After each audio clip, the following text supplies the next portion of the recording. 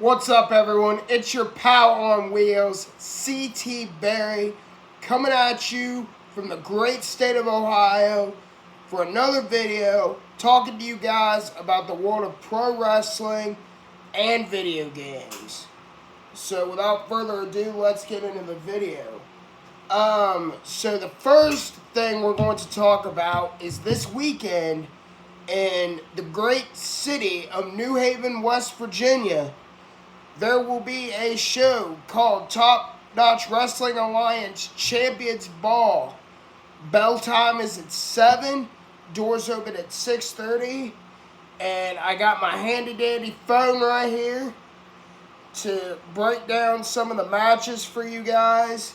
My buddies Vitamin D and Sexy Steve, the world's sexiest entertainers, they did a video breaking down the show as well. If I remember, I will try to link the TWA Facebook page as well as their YouTube channel in the description of this video. So, let's get into the TWA matches, shall we? So the first one I have here is a Ballroom Blitz match, which means it's no disqualification, and the winner gets a Ballroom Blitz mask, and we are going to see two heavy hitters of TWA, Cage and Ryan James. That's Cage, and then that's Ryan James, face off. Now, at the last show, these two guys teamed together to face the Pattersons, and, things imploded, and they ended up beating the hell out of each other, and security, as well as the TWA locker room, had to come out and break them up. So this is going to be an absolute barn burner of a match. My pick to win this is Cage. He's the bigger man. He's a former TWA Legacy champion. And I think he's got it in the bag. And he is a very dangerous man and very hard to take down and keep down for a count of 3. He is one tough SOB, ladies and gentlemen. Let me tell you that much. So then the next match will be my boy, Mr. Samuel, the TWA champion, taking on the lunatic Vincent Cross. I was about ready to say Lunatic Fringe, but I'm like, oh wait, that's Dean Ambrose's old WWE gimmick. And they will battle for the Covenant TWA Championship. Now, I've known Vincent Cross personally for a very long time, and I've become pretty good friends with Mr. Samuel over the last few years that TWA's been in business and I've been attending the shows. So, Cross is one crazy man. He's so unpredictable. You don't know who he's going to attack. He just likes to beat the hell out of people. And then you got, arguably, in my opinion, the best TWA champion we've had, who has taken on all comers, on Mr. Samuel.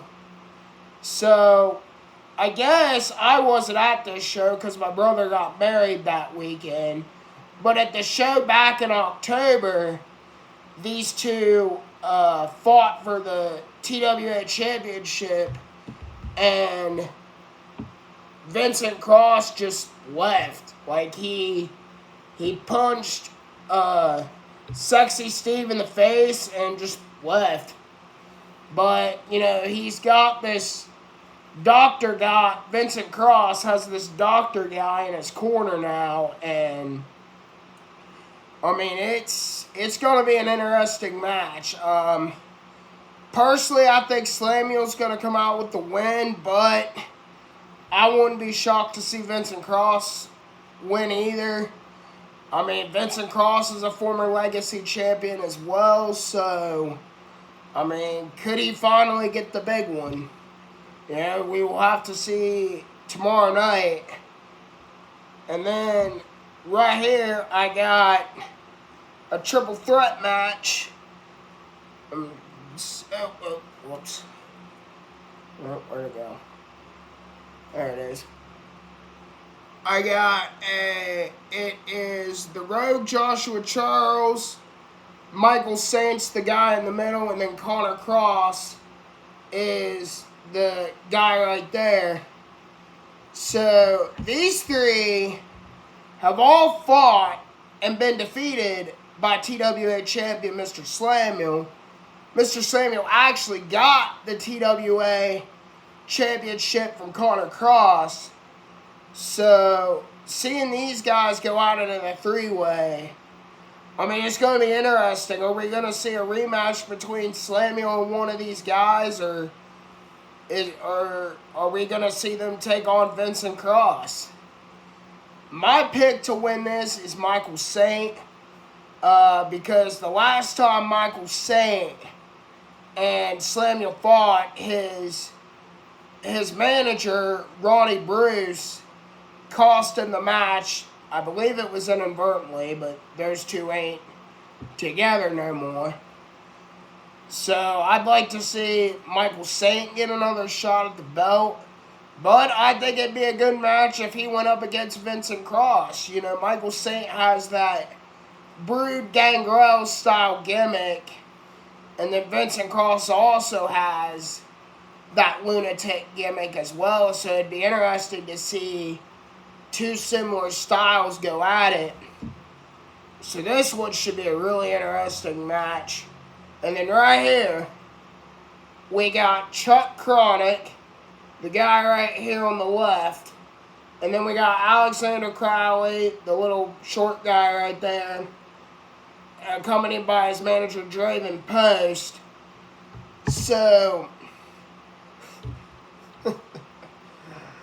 I'll post the promo later that I cut on Crowley. A little backstory about Crowley and I is Crowley and his manager, Draven Post, like to pick on me.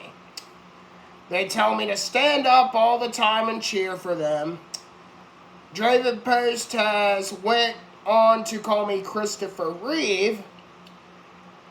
So, needless to say, these two have history of being assholes to fans. And like I said, I'll post my promo here on my YouTube channel later calling out Crowley because at the last show he decided to flick my hat off my head. But with me being a fan, unfortunately, the only thing I can do is talk trash, which is fine because I got all kinds of things I can say, and I know the town of New Haven's gonna back me up. So, and obviously my pick is Chuck Chronic. I think Chuck Chronic is gonna beat the living hell out of this dude, and everyone in New Haven's gonna go home happy. So, like I said, Chuck Chronic, kick the living hell out of this guy. And then right here, we got the Pattersons taking on the Mayhem Mafia and the first ever TWA ladder match for the brand new TWA Tag Team Championships. I'm very, very excited to see this. This will be the first ever ladder match I've seen in person. And I love ladder matches. But I think the Pattersons got this. Yes, the Mayhem Mafia are bigger, but the Pattersons are very aerial. You know, they get attacked from the ground, the air.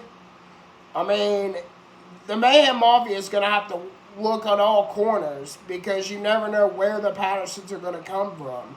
I mean, they're brother and sister. They know each other very well. You know, it's just like the Usos, just like the Hardy Boys. You know, that tag team chemistry because they're family. And I think the Pattersons are coming away with this one. And then right here, this match is the one I'm looking forward to. Vane Lewis, the current TWA Legacy Champion, versus Zayden Kane, accompanied by Coach. The past few times, this match has been scheduled for a while, but Vane Lewis has ducked Zayden Kane. Came out in his whimsical persona under a mask, and Zayden Kane beat him. And then at the last show, Vane Lewis didn't show up at all. So regardless if Vane Lewis is there tomorrow night, Zayden Kane will get a TWA Legacy Championship match, according to TWA management. So my pick to win this is Zayden Kane. This is a guy who is well-traveled, has championships in multiple promotions across the country. And I look at him as, like a modern-day Shelton Benjamin. Just athletic as all get out, can fly, can wrestle, ground and pound, you name it, this guy is a 5-tool player. And I think he will come away with the belt. But don't take anything away from Vane Lewis. I mean, the guy is also a 5-tool player. Has a great submission game. He's a fantastic technical wrestler. But I think Zayden Kane has the momentum. He wants this. He wants to add another belt to his collection. So, in my mind, Zayden Kane is taking this home tomorrow night. And then right here, we got newcomer Blackhawk, the dude with the American flag, versus Renegade Rick Rogers. Blackhawk made his TWA debut last month at the Road to Glory Rumble and had an excellent showing. And Rick Rogers has been in TWA for a while now and has picked up some monumental wins. But I got to give it to the newcomer Blackhawk. I mean, this guy really impressed me. I like his look. I like his G.I. Joe style gimmick.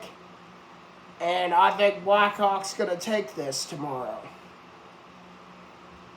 And that's it. That's the TWA show. Doors open at 6:30. Tickets are $10 each. $7 for those 12 and under. And kids. Wait, let me look at this. So, admission is $10. Kids 6 to 12 is $7, and kids 5 and under get in for free. And the doors open at 6:30, bell time's at 7. Do not miss it. They want to pack this place, so let's give these wonderful people of this wonderful promotion a great audience, and it's going to be an absolute banger of a show, mark my words. So, let's get into, other pro wrestling. Let's talk about AEW and Ring of Honor. Ring of Honor had their return show this week on Honor Club. You could get that for $9.99 a month. That's the only place you're going to be able to watch Ring of Honor. And to me, it was a good first show. I like that they have that story brewing with Eddie Kingston and Claudio Castagnoli. At the end of the show, Eddie Kingston came out and said, "Hey, I told Jon Moxley I wouldn't beat your ass in AEW, but this is Ring of Honor, and I want a shot at the ROH Championship." So, in AEW, to me, they focus too much on dream matches, which, hey, AEW can put on some banger matches, but, you got to be able to tell a story, and I think if this is done right, Eddie Kingston and Claudio Castagnoli will make a great story. And then next week, we also have Wheeler Yuta defending the ROH Pure Championship against Timothy Thatcher. Timothy Thatcher has been a submission technical nightmare around the world for many years, and Wheeler Yuta, under the tutelage of Claudio, Moxley, and Bryan Danielson, has become a nightmare in his own right. So this should be a barn burner of a match next week. And they didn't say when it's going to happen, but Willow Nightingale is going to take on Athena for the ROH Women's Championship. I've been a big fan of Athena Ember Moon for a long time, ever since she was in WWE. I love her finisher. I think it's one of the best finishers in the business. And Willow Nightingale seems to be coming up, but I think Athena will probably take that one, in my opinion. And we also have Aussie Open challenging a returning ROH team. It was former ROH Tag Team Champions Rhett Titus and Tracy Williams, and they are going to take on Aussie Open next week in a tag team match. And another thing is, with the tragic passing of Jay Briscoe, I think eventually Mark is going to relinquish the tag team titles. And I hope they give him a world title match against Claudio, or even a pure championship match against Wheeler Yuta, because I think he could really establish himself as a phenomenal singles competitor and, do good like his brother did. Jay was a former ROH champion, so I think that'll be a good match as well. And, thankfully on AEW this week, we didn't have Jon Moxley bleed everywhere.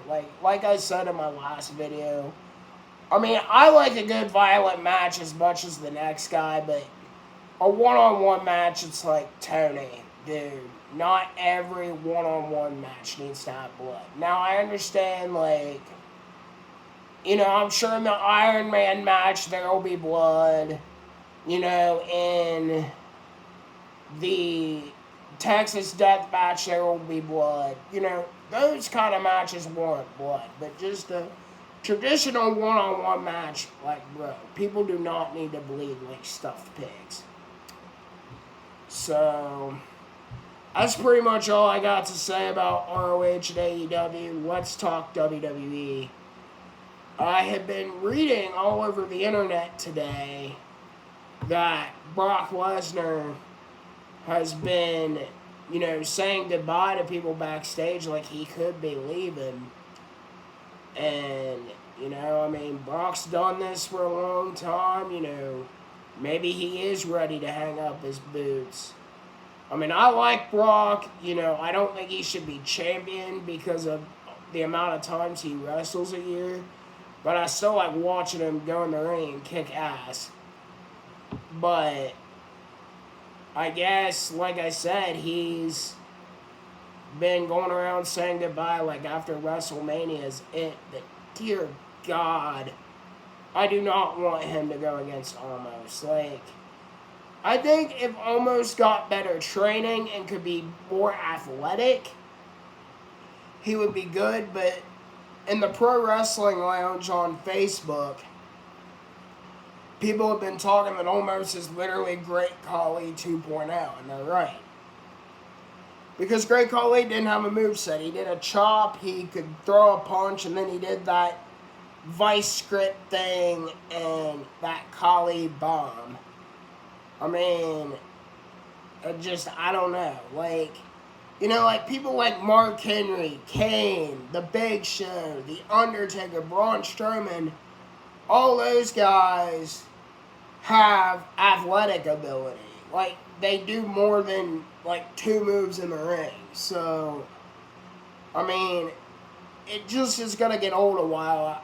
Like, almost squashing all these jobbers in these, like, 2-on-1 or 3-on-1 handicap matches. I mean, I like that he has MVP there to talk for him because MVP can talk really well.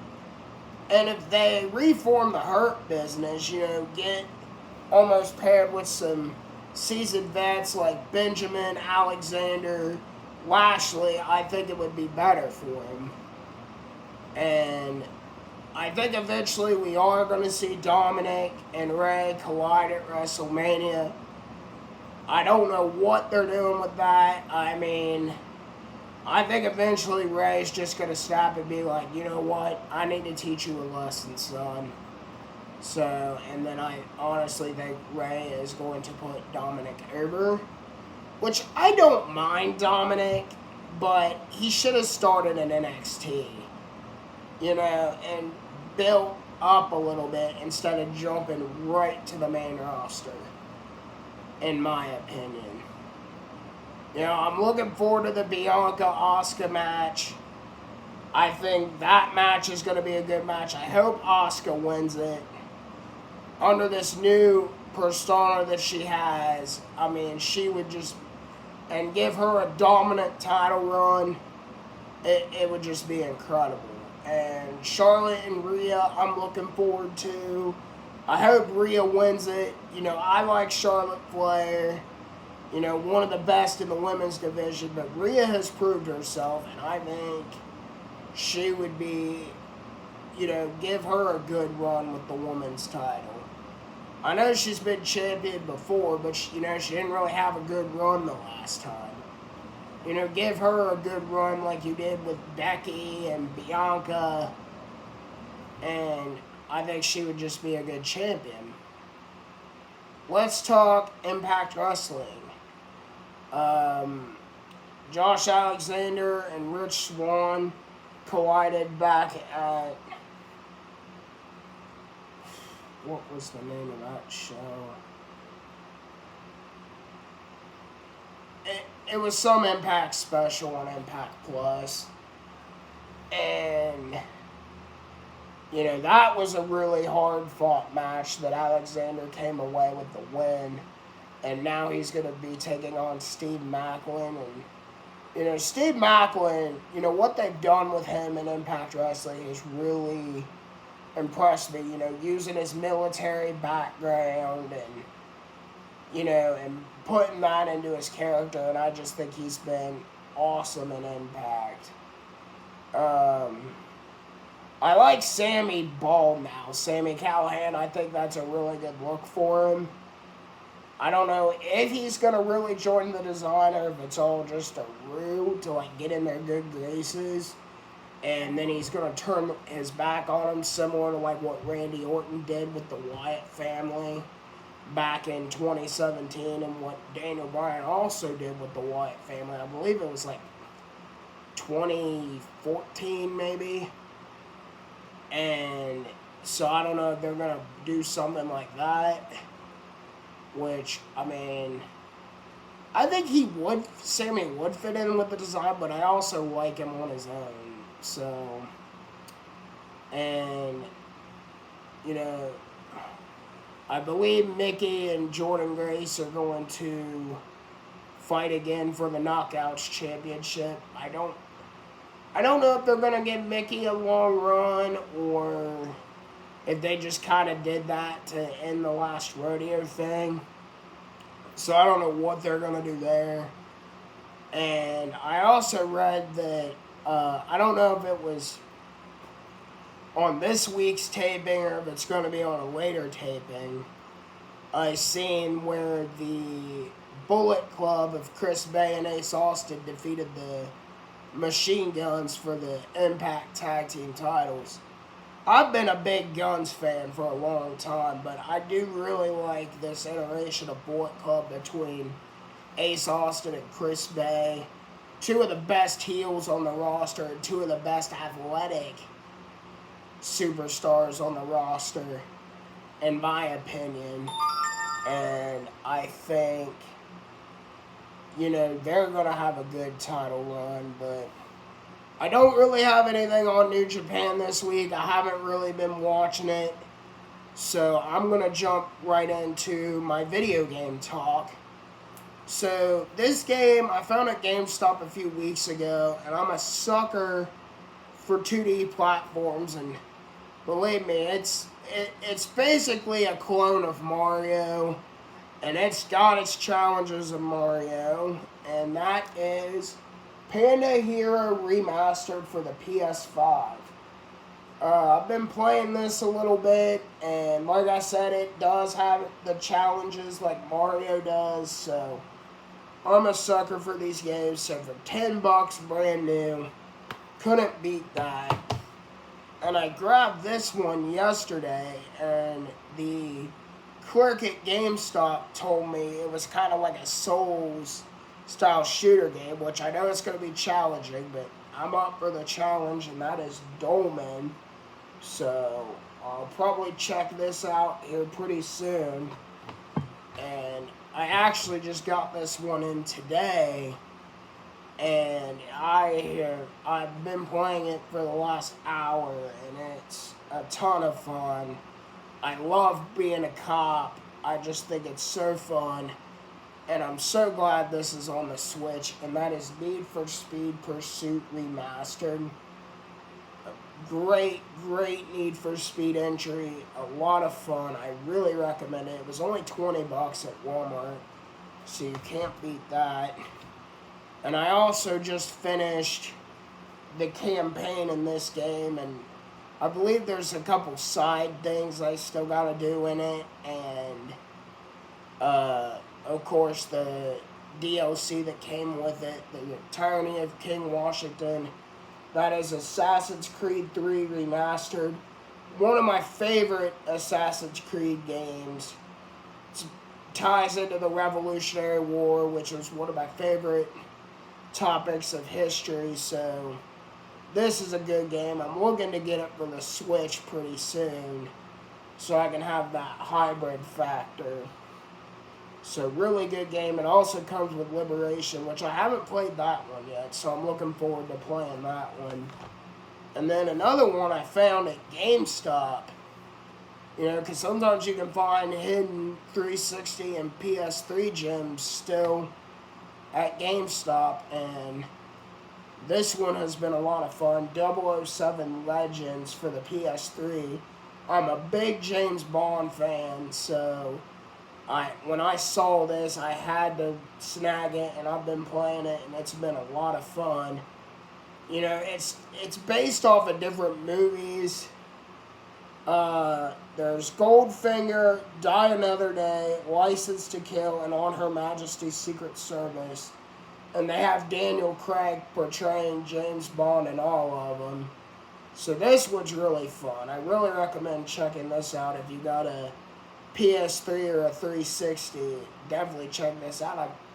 I believe it's on the Wii U as well, so definitely a good one. But that's pretty much what I've been playing in video games, and this is what's been going on in wrestling. So thank you all for watching. Do not forget, check out TWA Champions Ball this weekend. And let's pack the New Haven Community Center. And again, I will link their Facebook page and their YouTube channel down in the description. And I will see you guys next time. Take care.